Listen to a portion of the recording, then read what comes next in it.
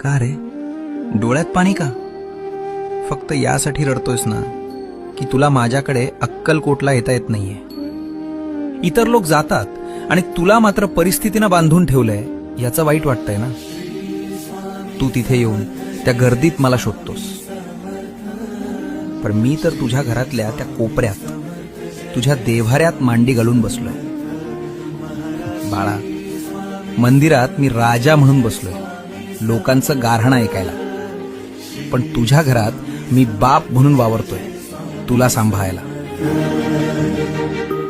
मग राजाच्या दरबारात जाणं महत्वाचं की बापाच्या मांडीवर बसणं महत्वाचं?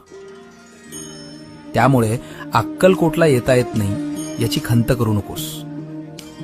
आत्ता याच क्षणी डोळे मिट आणि बघ, मी तुझ्या समोर उभा नाहीये, तर मी तुझ्या आत बसलोय.